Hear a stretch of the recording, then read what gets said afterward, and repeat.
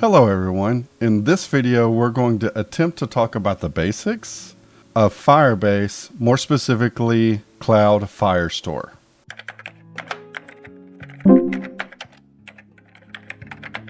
One of my main goals with this channel is to make learning Flutter somewhat simple, so it's hopefully fairly easy to understand. Firebase, however, is unfortunately not very simple. But I've had a few people request a Firebase video, so I'm going to try to make this as simple as I can. I'm going to include a link in the description with errors that I've encountered, as well as resources where you may be able to get more information. Ultimately, understand there's a lot of different features of Firebase, and there's multiple ways to implement them. So I'm just going to show you one way to implement Cloud Firestore. I'm also going to list the versions of software that I'm using here. So if you're using older versions than I have here, or newer versions have come out, this tutorial may not work for you. So take that into consideration.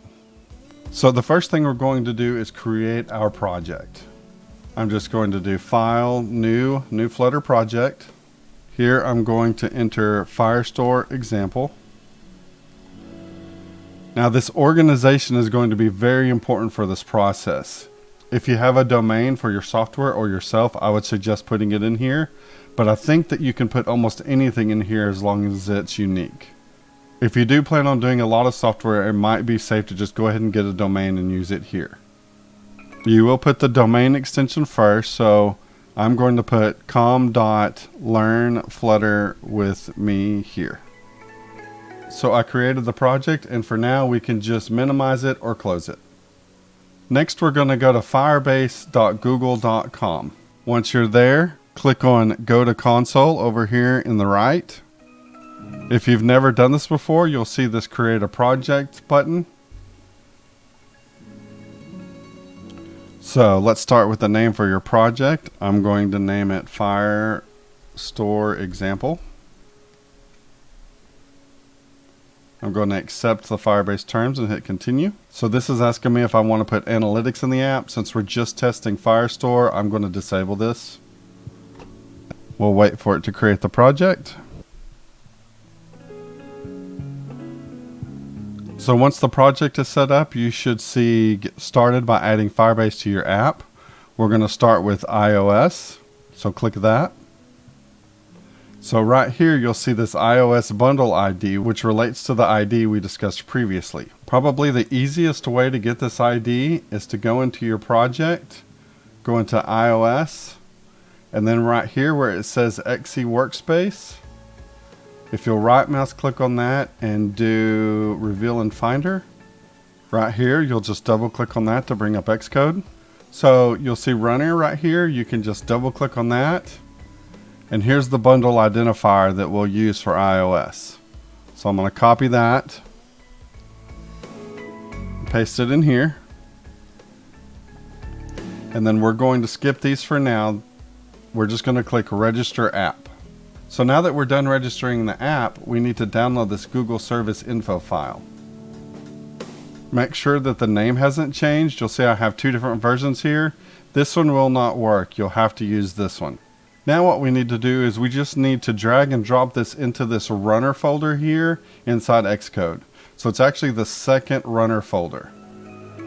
I'll do that now. It's going to ask you some questions. You need to make sure that Add to Targets is checked. And then you'll see that the file is there under runner. One other thing we need to do while we're in Xcode is under this deployment info, you'll see this iOS 9. We're going to change this to at least 10, and you can now close Xcode. So we are now done in this section. You can hit next, and next, and next, and we will continue to console. Now there is one more thing we want to do in Apple. We want to make sure that CocoaPods is up to date. So if you type in Jim, which CocoaPods, I'm currently running 1.10.1. If you have an older version or there's a newer version out, you can simply type sudo gem install CocoaPods to update it. And you'll see there that I'm up to date. So now we want to add the Android version. Just click Add App here. Click on the Android icon. So you'll need the Android package name, which should be very similar to the ID we had to get for iOS, and I'll show you where to get that. Just simply go to Android in your app, under the app folder, and then you'll see Build Gradle here. And this application ID here is what you're looking for. So we'll copy that, paste it into this text field. Now there are a few more things that we have to do on the Android side, so let's go back to the app for a second. While we're inside this build.gradle file, we're going to add something beside these apply plugin entries.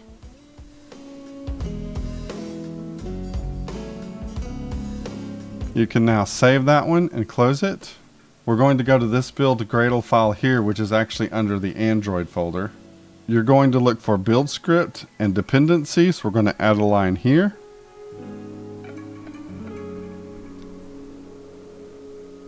Now we will need to enable multi-dex. To enable multi-dex, we'll go into Android app build Gradle, go down to the dependencies and add this line.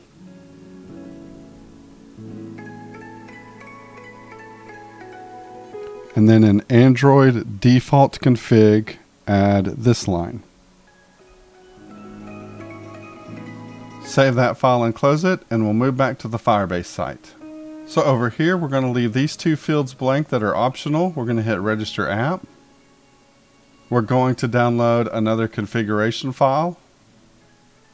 Again, make sure there's no additional characters in your file name. It must look exactly like this. Once we've downloaded the file, we'll click the app folder open, and this is where we're going to put it. So I'll just drag and drop it into here.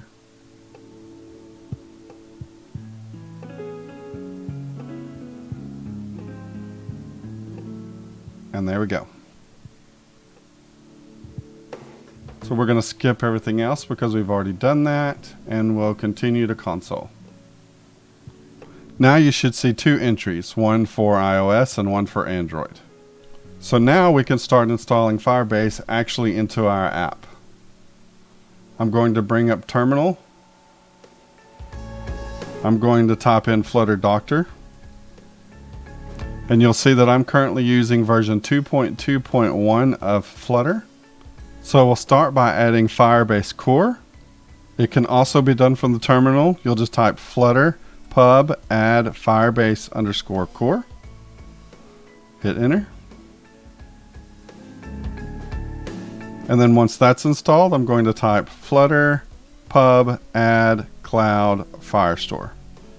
Now if you open up your pubspec YAML file, you should now see two records in there, Firebase Core and Cloud Firestore, and these are the versions that were installed for me.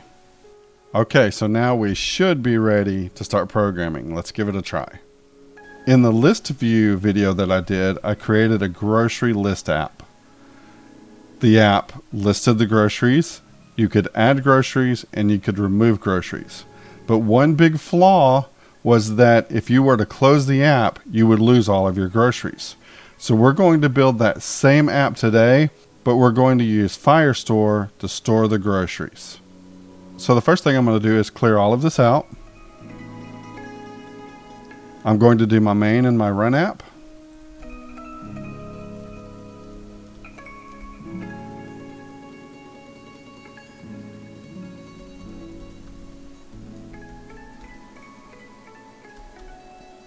Here I'm going to go ahead and create a stateful widget by typing in stful.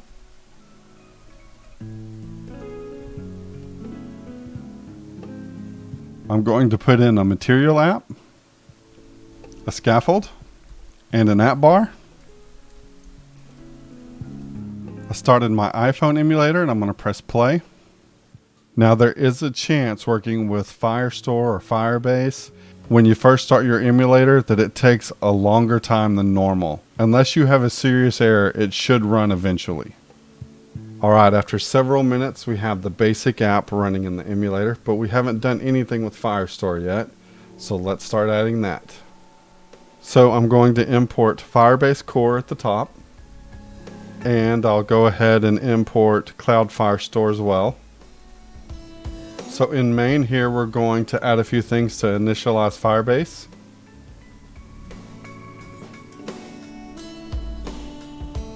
And since we're adding await, we have to make void a future.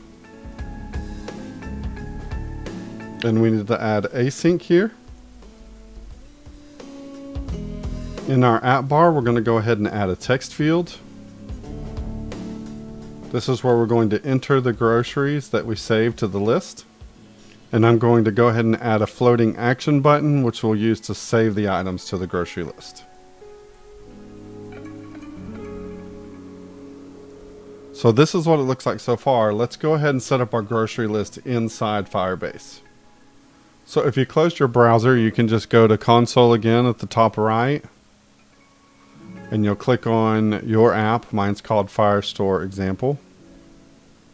Right here, we're going to click on Cloud Firestore. Up at the top, you'll see Create Database, so click that. We're going to start in test mode since this is just a demonstration. I'm going to set my Cloud Firestore location to US Central because I'm in the central part of the United States. So now that that's set up, I'm going to start a collection. I'm going to call it Groceries. We're going to click this Auto ID here so it creates the ID for us. And we're just having a name in there for today. We'll go ahead and do a default one of apples. So it should look similar to this on your screen now. We can go back to the app. So inside the body of the scaffold, we're going to create a stream builder to connect to Firebase. We're going to set up our stream by pointing to the groceries collection in Firestore. We'll set up our builder. For now, we're just going to return a list view.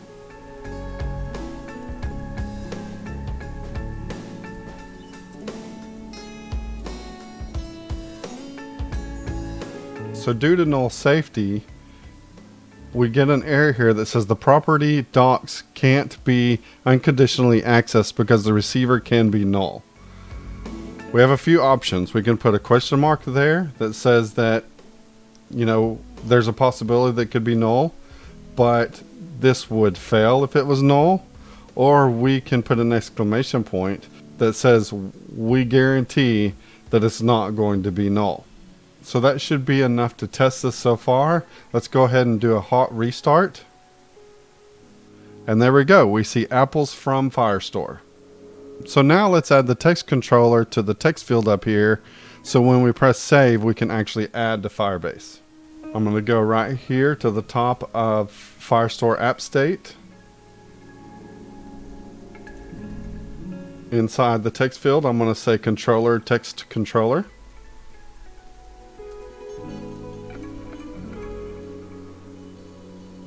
So inside the floating action button, we're going to save the value of the text field into Firestore. Before we do that though, let's optimize our Firebase code just a little bit. Up here close to the top of Firestore app state, inside the build method, we're going to do a collection reference. And then down here in the stream builder where we had this code, we're going to remove this and just do grocery snapshot.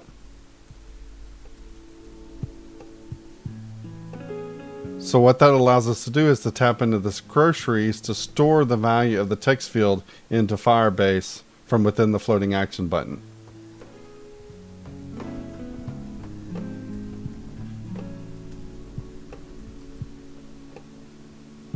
So I'm going to do a hot restart on that. I'll type in oranges in here and hit save. And there we go. Let's go ahead and clear out this text field when the save button is pressed.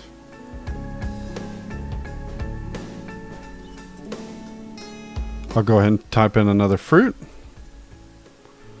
Hit save. All right, it's in the list now and the text field cleared. The fruit are not in alphabetical order, so let's fix that real quick. We'll do that right here.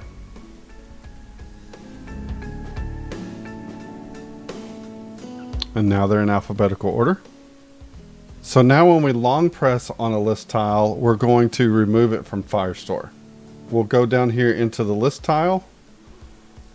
We'll enter on long press.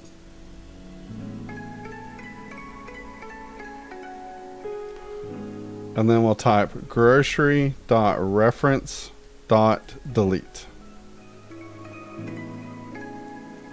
And we'll give it a try by long pressing over bananas. And it disappears. So if you've been working along with me so far, you may have noticed that you've been getting this error.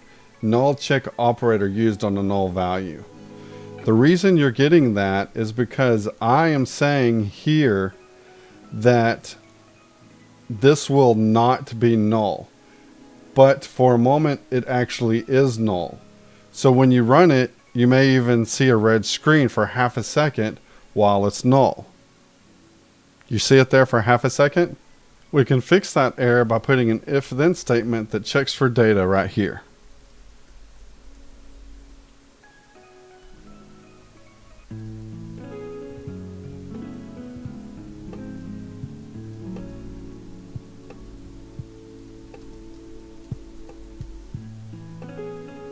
Now you'll notice there's no error down here, and when you hot restart, you no longer see the red screen. You'll see loading for a half a second.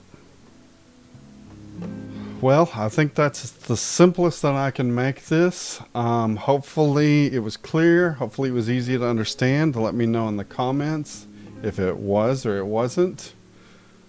Again, I'll put a link in the description to some resources if you run into any errors or just need additional information in general.